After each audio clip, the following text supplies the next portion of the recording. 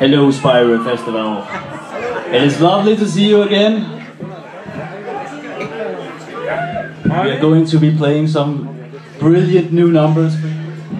Yes. This next song is about something I think most of you like. It's sex. Oh! Yes! Sex! And he's very good at playing it.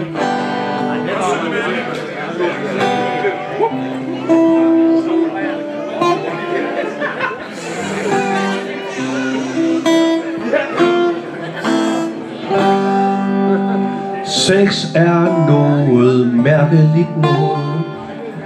Jeg har aldrig helt forstået, hvad det egentlig er for noget.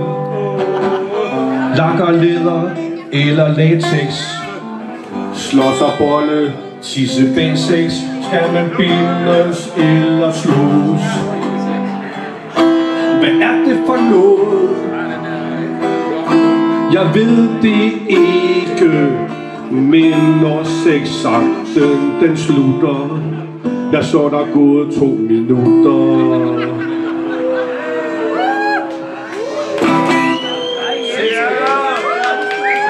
Yes. Thank you, Spear.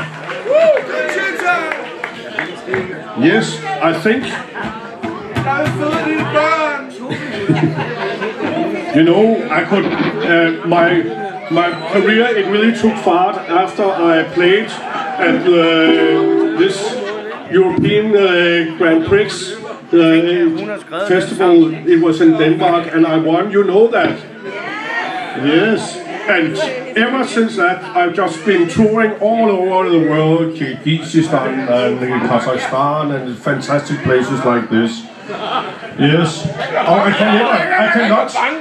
cannot play a concert without playing this song that I won with. You all know it. It's called Rise Like a Penis.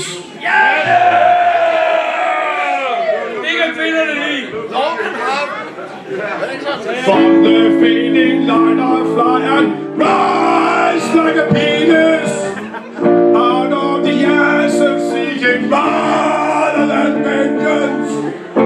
Retribution you were born, once I'm transformed, once I'm reborn. You know I will rise like a penis, but you're my flame. Så nogen som os har jo brug for en kæreste, og den kæreste havde jeg tænkt skulle være dig. Sæt dig nu lidt, vi jo livet og lære det. Som en stifinder på har det vej, som en skovhunder har fundet en snej. From the fading light I rise like a penis, out of the ashes seeking rather than vengeance. Retribution you are on. Once I'm transformed, once I'm reborn. Rise like a penis, but you're my flame. Kald med kærlighed, der det liv, hvad du vil. Ingen ord, der hilser til, så kan det lide, hvad du vil. Kald med kærlighed, kan det lide, hvad du vil. Der findes ingen ord, der hilser til, så kan det lide, hvad du vil. And we have Vi er sådan et eksperimentalt band, som der arbejder med mange forskellige genrer, og det var sådan noget noise, noget som vi hører lige nu. Shield, he can scratch on the guitar. I maybe think you should No, not a cable. Der ligger kabel over, gør det? Det er en new cable. Nej, but det går også en anden finger støtter. well, I think you should play the other guitar now. That's a good idea. And for this next song, we are very proud to introduce Bedstefar!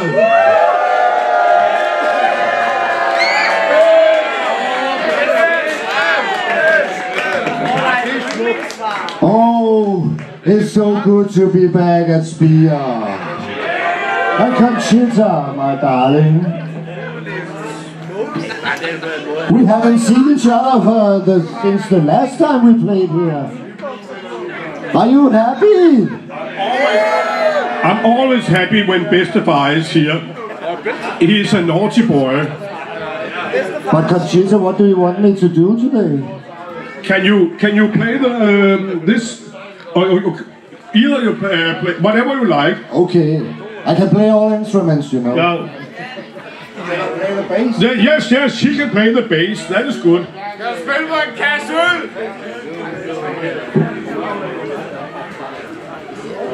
A case beer is not an instrument, you know. Oh yes. And we have 2 new members of Venstre Ungdom, the backing band. We would like to have Kay and Kåre. Kay and Kåre. Have a very warm welcome. Oh, there's a lot of bass. Yes. These are my very... Hello, Spear Festival. Hello, Spear Festival. Yeah. I am here because I can play all instruments. Yes, I've been touring all over the world. Kyrgyzstan, Moldova, Albania, and Kazakhstan. And one of these fantastic nights, you know, you come to these very important persons, the presidents of these countries, and you party with all the other celebrities. And this, well, you know this situation, you girls. Maybe sometimes you are very drunk and you wake up next to this beautiful creature just beside you. And this was a very special, I think you all know him because he's your former president. It was Lars Løkke. And he has this thing, he calls me, we have a very intimate relationship, and you know, he calls me the table, maybe due to our sexual positions. And one day on camera, he just couldn't hold it back. He had to tell all the world. He said during the time of something, I'm banging the table. That was me. Yes. And this, I had to write a song for him. Woke up one night with Lars Løkke.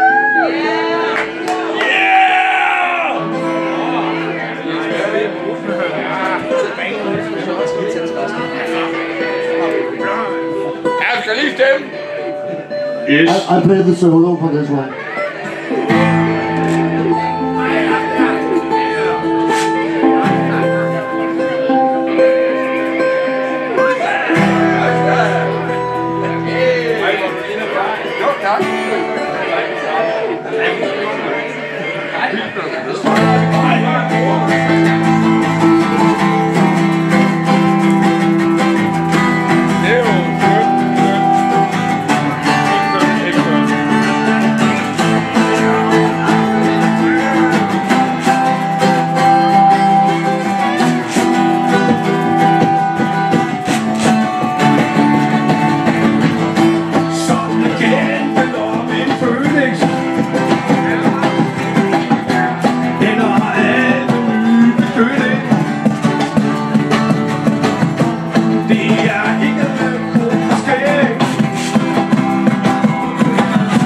Jeg går under havudskæg. Dansk Folkeparti er ikke lige. Den skal ikke forbi. Men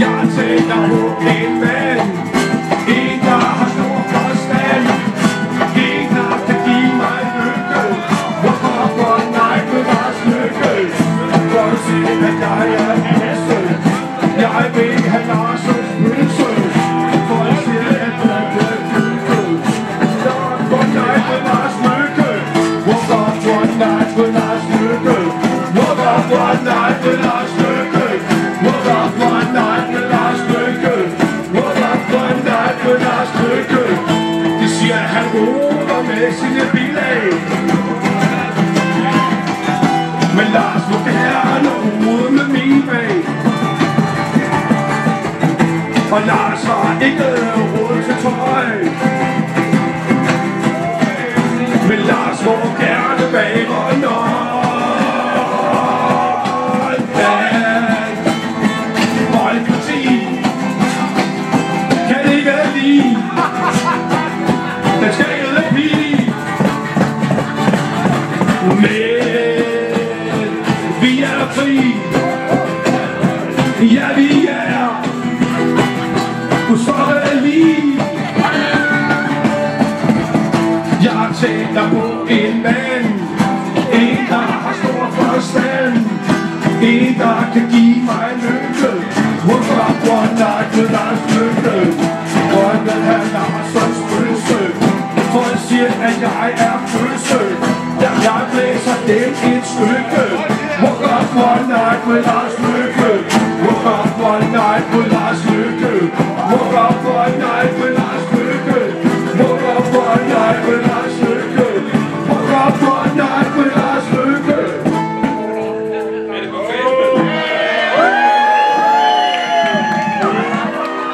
En gang imellem, sådan cirka hver 4 år, så kan man sådan se op i en lygtepæl. Der sidder Lars og smiler til en. Og der er en lille kryds, fordi der står, at man skal stemme på ham. Men jeg siger nej. I må stemme på nogle andre. For Lars han er min. Lars han er min. Jeg tænker på en mand, en der har stor forstand, en der kan give mig lykke. Woke up one night with Lars Løkke. Jeg vil have Lars' pølse, for han siger, at jeg er bøsse. Jeg blæser dem et stykke. Woke up one night with Lars Løkke. Woke up one night with Lars Løkke.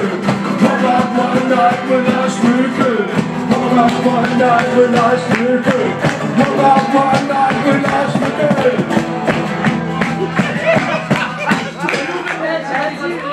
Mere blod! Mere blod! Mere blod! When you play with Conchita, it is what happens is she's on her period sometimes, and it kind of gets all over your guitar.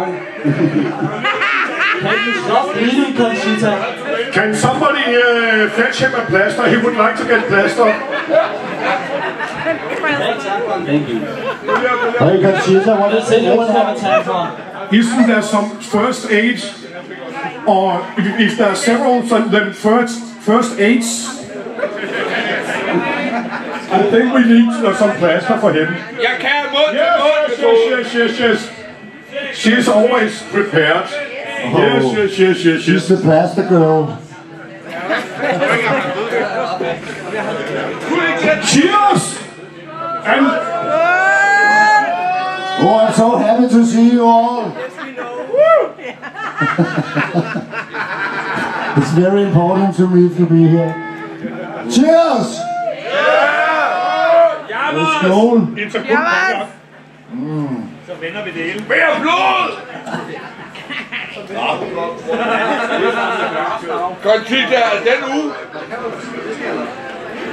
Yes. I think maybe you should play the guitar here or just the bass. Or actually, you're okay? Yes. We should play the vibrato. Maybe you should play the 7-string instrument.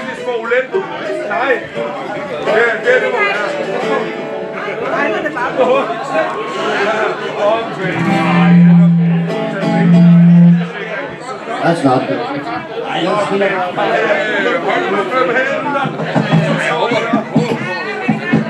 I can play all instruments in the world at the same time. Yes. This was from. This song is from a cruise I was taking part in. This. It was called Metal Cruise, and all those people on the cruise, they, of course, deep inside, we are all pop girls. So of course they would like to hear Conchita. Lombardo, Lombardo, Lombardo. Vi hører slæger med ham, den Lombardo. Lombardo, Lombardo, Lombardo. Vi hører slæger med ham, den Lombardo. Hvor du skal fra Sjælland eller Jylland her på Oslo, så er det Metal Cruise, du skal med. Vi sejler morgen og middag og aften, for der er bare vildt lang vej frem. Lombardo, Lombardo, Lombardo. Vi hører slæger med ham, den Lombardo. Lombardo, Lombardo, Lombardo. Vi hører slæger med ham, den Lombardo. Yes!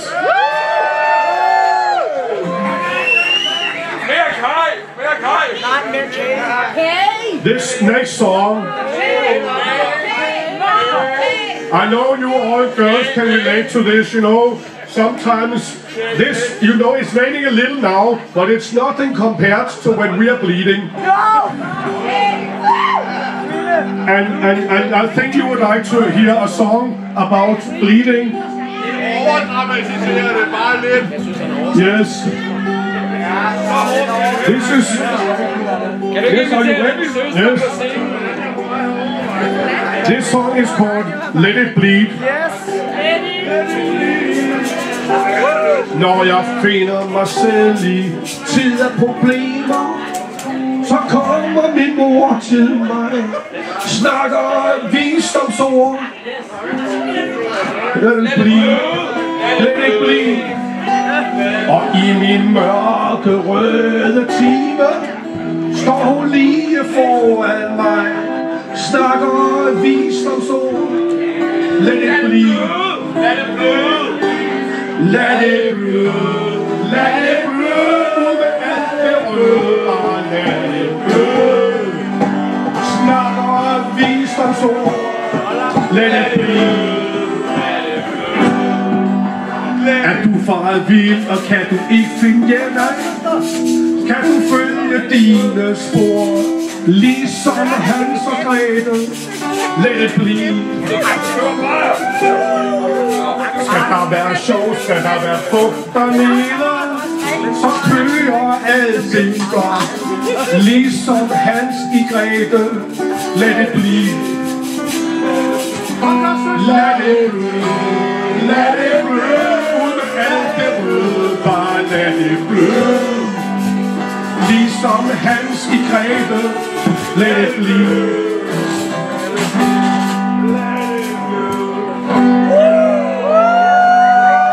Thank you so very much. Thank you.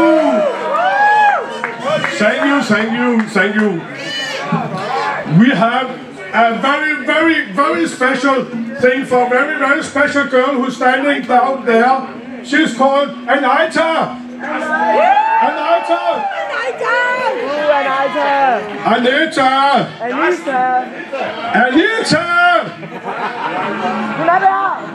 We have a song for you. This is Kay. He really wanted to play this song for her. And we have the brass boys over there. Very good. We are expert trumpetists. They can play all instruments, also the trumpets. Just wait for it. You have never heard anything like it. Anita! Yes! We need Anita up here. Yes! Yes, come on in here. We have this song for you. Are you ready? Maybe. A little bit ready.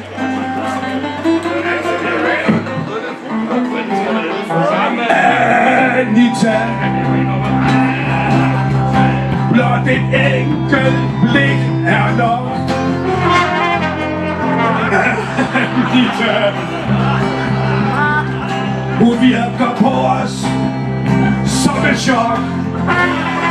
Dejligt rems, sikkert lips. Anita, hun har klasse, hun har stil. Anita, hvilket stemme og hvilket smil. Simpelthen Anita.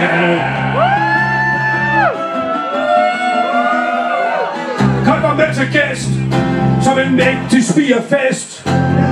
Havde høvlet omkring med en pige, der dansede som en hest. Pludselig stod hun der, og væk var de ømme tæer. Han tog sig sammen, gik derhen og så dag jeg og kaj, og så ringede klokken, da hun sagde Anita. Hvilken stemme og det smil. Anita, hun har klasse, hun har stil. Suveræn, simpelthen bare som en vulkan gik Kaj lige til sagen. Fyret op under kæden med sammet løs og bare fan. Hun var med på spøjen, han tænkte det her er løgn. Det gjorde Flemming, Mathias, Kaj Henrik og også da Paul kommer hjemme med Anita. Jeg forstår den egentlig godt.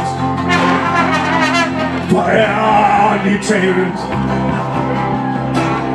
så hun jo den hamrende flot. Hun er dig, ham lille Kaj. Hun vil have. Kom så alle sammen!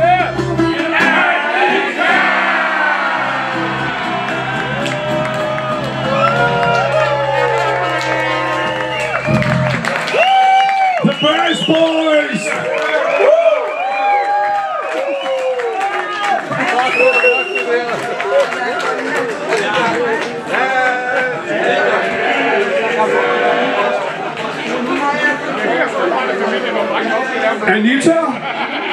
Anita, I have a present for you. I have a present for you. You know, there's some people say I have sold out because I make this. Of course, we have T-shirts out there, but Conchita, she started her own beauty line selling beauty products. But this is very important stuff, and they are very cheap. And this is something for you.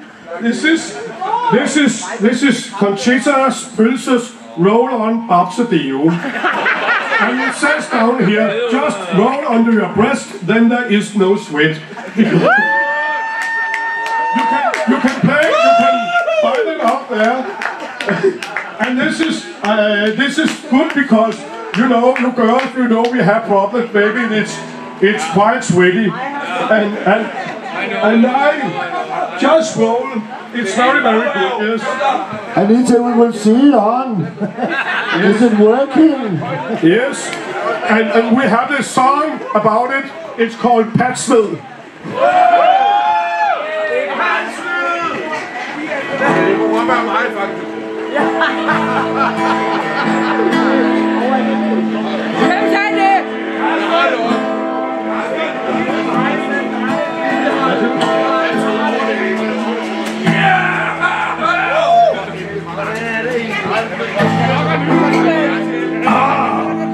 Rør mig i nat. Rør mig under min pat.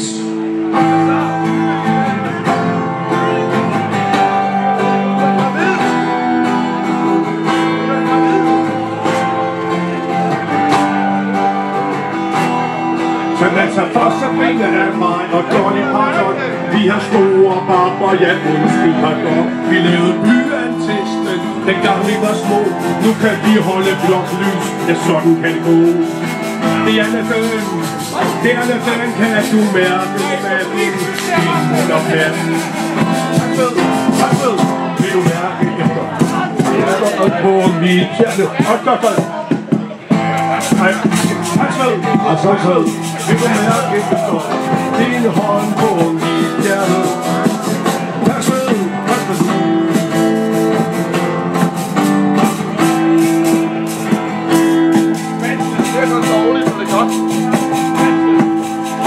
Holder går jo kun op til kog, så vi måtte have specielt behov. Men boblerne vokser jo mest i længden, så uden behov hænger de ned ved knæene. Det er det bøn, kan du mærke smerten inden under patten. Pas ved, vil du mærke efter din hånd på mit hjerte. Pas ved nu. Rør mig nu.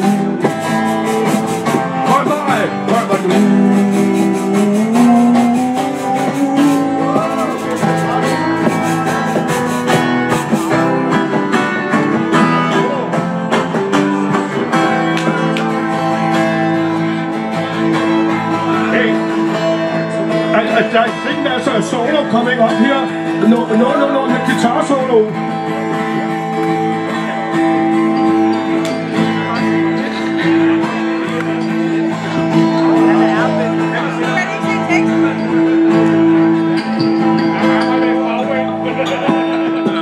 Under tiden der bliver man jo ret svedig. Der har fundet en løsning, den er ret snedig. Så vil du være antiperspirant på min bamsemod og deodorant. Det er natten, kan du mærke smerten inden under patten. Pas ved, vil du mærke efter din hånd på mit hjerte. Pas ved nu.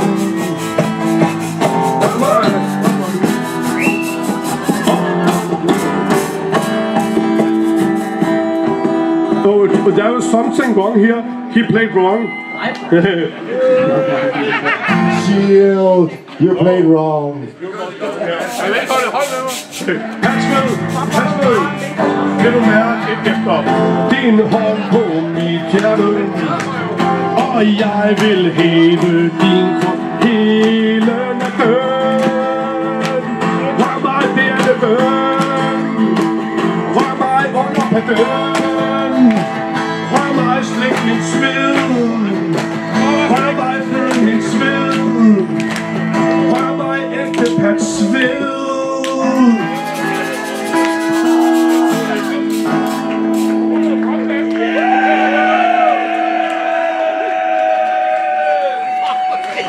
Thank you so very much.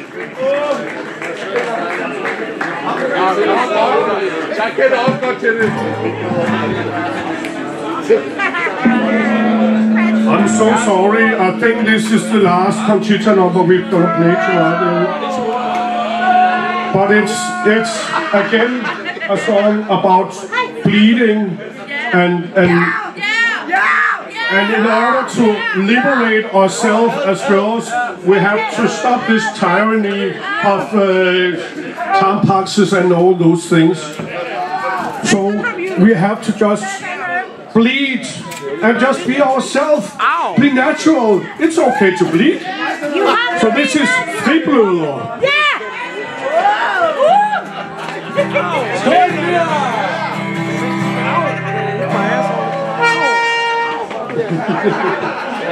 Oh, we must not forget to cheers. To cheers. To cheer. To cheers. Skål! Fuck I det bedste!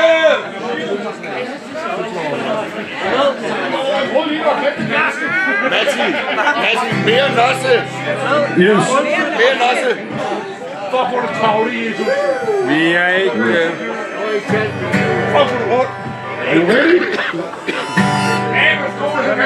4 uger, de er gået.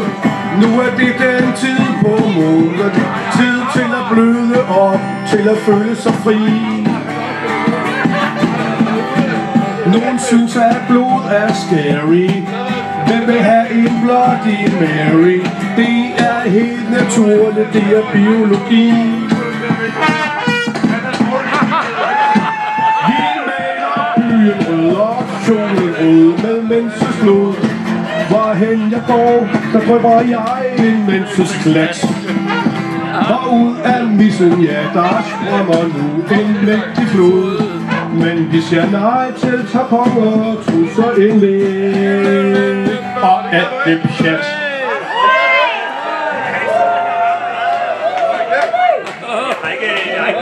Jeg har rødgrød i min mave. Jeg ved, hvad jeg skal leve. Ud og vise mig frem, ud og gå mig en tur.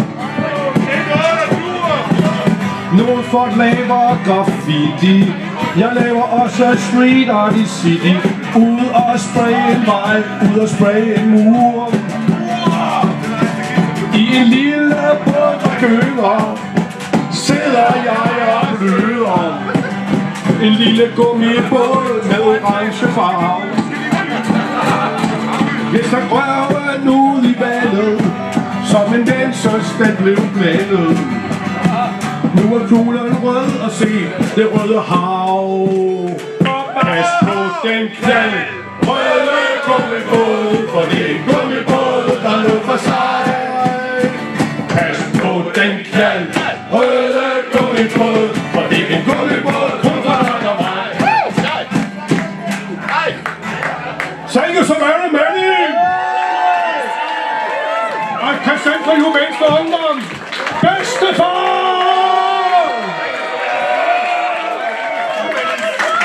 Yeah, thank you. Shield! The Trash Boys! Kay and Cole! And give a big hand to Conchita! Thank you so very many. It's always a pleasure. And we look very much forward to having a fantastic night with all of you. And there's much fantastic music going on this. Later today there's organiseret støj and Guess Who with Peter. And I promised to tell Kay that in just 2 weeks there's a concert with Red Macheva on Huset på Næsset, just 300 meters down there. So have a fantastic night, everybody! Get drunk, get laid, have fun! Love you! Ekstra blødning! Ekstra blødning! Give it up for Conchita! Ekstra blødning! Ekstra blødning! Ekstra blødning!